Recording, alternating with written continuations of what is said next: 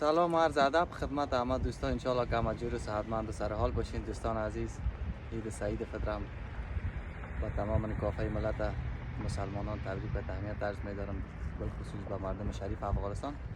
مویای تا جور کسی کش کو 11 ساله شدی تو مویت اینجا نشان میدی در مردم، خودت خدای نکرده نشان میدی. نه جمیل قادری، تو میری سر یک دختر خردی که سنش از 11 پایین است، تو میری سر از او حرف میزنی، گپ میزنی، باز به او میگی که تو چادرت چرای تور است.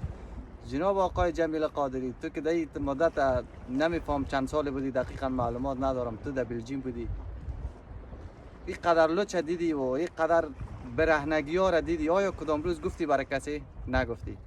و روزی که در افغانستان آمدی میایی بر یک طفل خرد زیر سن میایی بر از او سر از او پتکه، حقش داشتی که یک توصیه و نصیحت برادرانوار، او باعث کوچک و تو بزرگ، اما نه به یک تو بری سر یک نفر داد بزنی و تو هم رفتی. باز در جای دیگه هم یک ویدیو تا من دیدم که رفتی برای کارمندای شاروالی، او برای تو میگن که ما اجازه از این نداریم کسی بیای از ما مثلا فیلم برداری کنه و بالاخره چی در یوتیوب باشه و هر چی که باشه.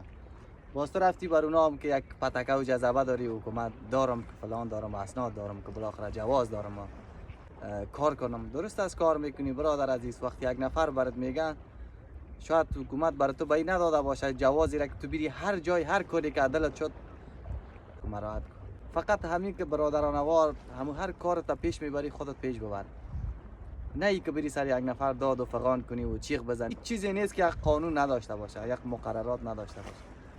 دیگه فقط گفتنی های مامی بود جناب آقای جمیل قادری. لطفاً سر مردم و مظلوم، سر بیچاره دست بالا کردن خودش باور که گناه کبیره است. جاسی موفق، کامگار، پیروز باشی در هر کارت و وقت همه شما عزیزان هم خوش باش.